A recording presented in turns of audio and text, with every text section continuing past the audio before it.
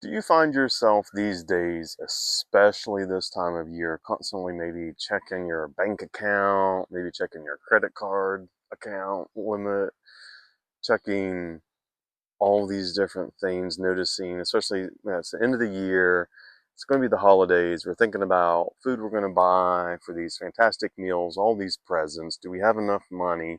We're constantly checking on that sort of thing, and we're just constantly focusing on all the stuff that's leaving our bank account, and we don't notice the stuff that's coming into our lives. And so that's what I want to talk about today, is developing the mindfulness to notice that profound provision in our lives. Because I think once we focus on that sort of stuff and actually write it down, we notice more and more of it coming into our lives. So I want to talk about that for you today, with you today. And I also want to mention, I just recorded this whole video and the sound messed up. So I'm re-recording it.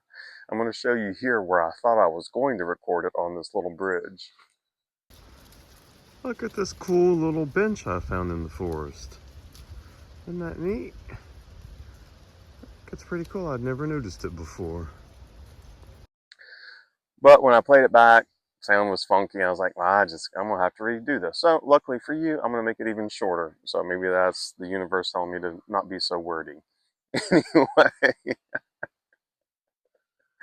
I've developed this habit of writing down things that I notice that seem to benefit me financially, little tiny gifts from the universe or God, whatever you believe in. I always say, take what you like and leave the rest. I was thinking about it last week and I was like, oh, I can write down all the positive things that are coming into my life instead of focusing on all the things that are leaving. I was like, I'd be lucky if I even find a penny. Well, sure enough, I come out of my room where I was meditating and I look on the coffee table, and underneath the book there's a penny. And I was like, what? I was like, am I being punked, But I was like, I'm the only one here. I clearly had to have put that penny there sometime. I don't remember when or why I would have put books on top of it, but it was there. But the mindfulness helped me pick up that penny and look at it. And the date on it was 1960. And I thought to myself, this penny's only worth a penny financially. But think about all the places it's been, all the different pockets it's been in, all the different lives it's seen, all the different stories. Like, there's much more to this penny than just the dollar, the penny value of it. And so the mindfulness helped me think about that. So I myself created this little ledger of noticing all these things that come into my life that benefit me. The penny, for example, sales at the grocery store. Later that day, I was looking at one item and thought to myself, well, I can't afford this. It seems too expensive. Go around the corner, there's this chicken that is normally $9. It's 50% off. So I only paid $4.50 for it. Well, that goes on my list. And there's $4.50 that just in savings that came up just after I had the thought, oh, I can't afford this. Now it's like the universe or whatever is showing me, oh, I can, because there's this profound provision that I believe that the universe really does want to take care of us and help us.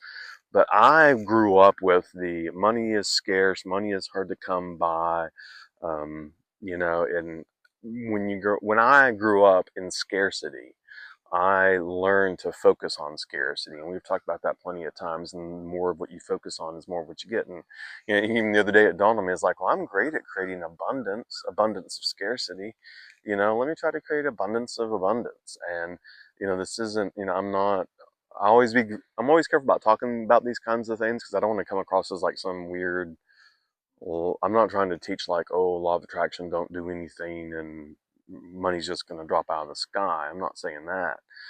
But I do think, even if you don't believe in any of that sort of stuff, psychologically, I think it's helpful if our brains are primed to focus on abundance and notice abundance and be mindful about it, then we just naturally see more of it. And so, just from a psychological perspective, it's a good thing to do. And so, I created this list. And by the way, I like it so much, I keep it on my refrigerator, so that way I see it all the time.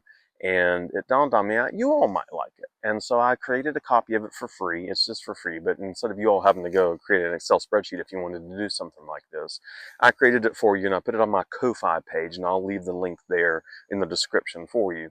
So that way you can just download it. And it's just, there's 3 pages. You only have to print off the second page that has the ledger. You can print it off as many times as you want to. I like to keep it on the refrigerator. But what I've noticed is more and more as I notice these little things I'm grateful for, I'm noticing and I'm mindful of more and more as well. And I think that's the key. That's the lesson for today, especially as we're going into the Thanksgiving this week. You know, you may not even be in the United States. You may not celebrate Thanksgiving even in the United States. Not everybody celebrates it, but I do, and I think just this time of year is a good time to be grateful for everything that we've done thus far this year anyway. So instead of just a regular old gratitude list, we're noticing this profound provision coming up in our lives. And I promise you, the more you notice it, the more you're going to notice it. And it's a really cool thing. As a quick little bonus story, I mentioned in the last video, I talked about like watching other people's videos and like holding the door open from that concept of when you go into a store, someone's coming in behind us, we hold the door open for them. When I was at the grocery store that day, this guy comes up, starts talking to me. I'm thinking, I'm kind of busy, but it dawned on me, it's like, I just made a video about holding the door open for someone. So let me hold the door open for this person psychologically. You know, when I make these videos because they're things that I'm learning myself and I'm practicing myself. And so I was like, I just made a video on leaving the door open for people, holding the door open for people. So I let him talk and he talked and talked. And, you know, I think I was just giving him an open space to connect with someone. And he needed that, I guess. You know, it took very little effort on my part, but I think it made a big difference for him. I mean, I don't know, but it definitely seemed to me like he needed to talk to somebody. So, because I was in that mode of holding the door open for someone, when I went to the self checkout, the guy that was standing there was looking kind of bored and, you know, not very happy. Well, I happened to notice that he had a sleeve tattoo, and I have buddies that have sleeve tattoos, and one, I know they paid a lot of money for it, and two, I know my buddies enjoy it when people notice it and appreciate it. So I just happened to say to the guy, "Hey, man, that's a really cool tattoo."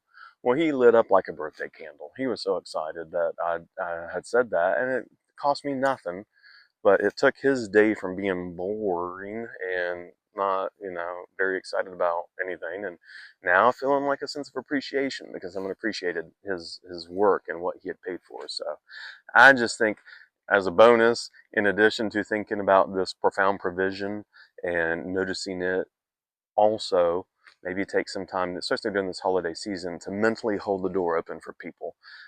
For me, holidays can kind of be draining on me, both, you know, just the overall psychological thing of past holidays and how they've impacted me psychologically, but also just being around a ton of people. Since I'm an introvert, it's hard for me. It takes a lot of my energy. So I'm going to practice holding the door open for these folks, letting people be, but also kind of detaching from that energy, like the energy vampires we talked about.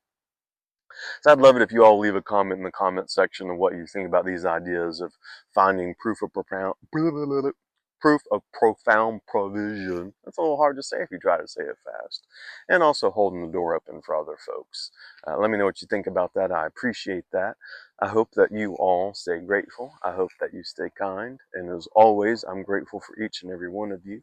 And I hope you have a wonderful, wonderful day. Have a great one.